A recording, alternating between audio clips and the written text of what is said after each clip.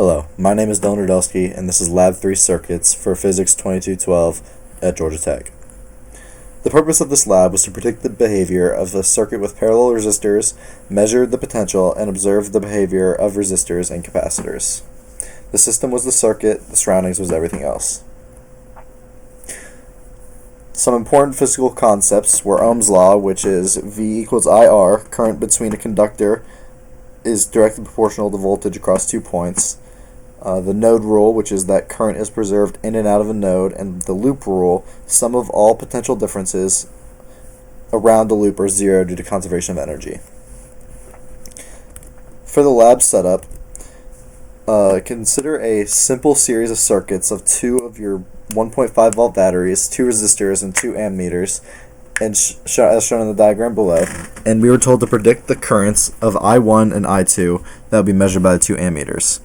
The ammeters will read the same current, which allows us to just find the total resistance, which was 147 ohms, and then plug all of that into the formula to figure out the current, which ended up being 0.02 amperes. And in the observation of the model, we saw that both ammeters read 0.02 amperes. Here's some extra scenarios. Nothing changed when the ammeter about the ammeter reading whenever it was flipped around, and the voltmeter, whenever I replaced one of the ammeters with a voltmeter, it read 3 volts, and the ammeter read 0 because the voltmeter has a very high resistance, which drops the current to nearly 0.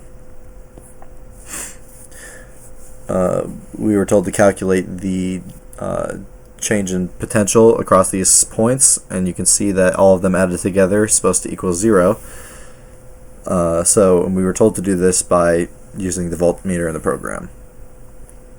I created a graph to show the change in potential, to show the change in potential over time as you go through the circuit. When reading the voltmeter, the reading of the ammeter doesn't change since the voltmeter has a very high resistance and is in parallel, so not much charge actually flows through it.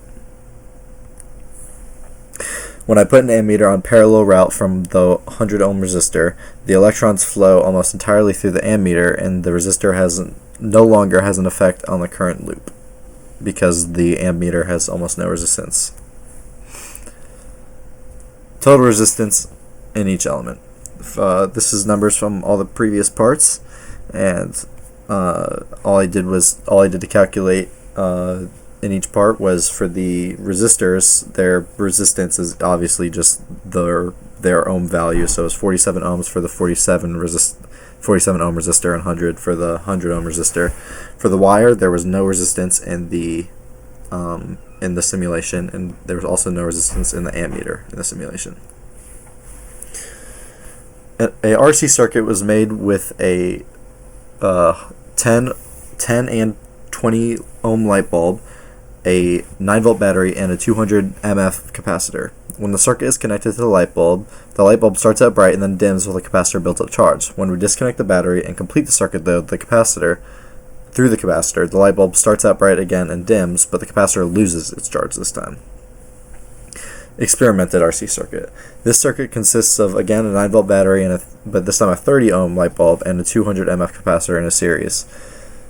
What is the RC value? Predicted, RC is just the resistance times the F, which equals 6. And as for the experimental, it was the slope provided by the ln. RC is equivalent to -1 over slope of the ln v over v naught versus time graph, and this is the formula that I got for my observations of that graph, which ended up being 6.9, which is a little bit higher than the predicted, but it was still pretty close. Sources of error: improper timing with the stopwatch for RC calculations, and the simulations might not recreate their real-world counterparts with 100% faithfully. What if you were doing the experiment in real life with an actual ammeter and used an actual ammeter instead of a simulated ammeter? What difference What's different about the real ammeter and how it affects circuits you hooked it up to?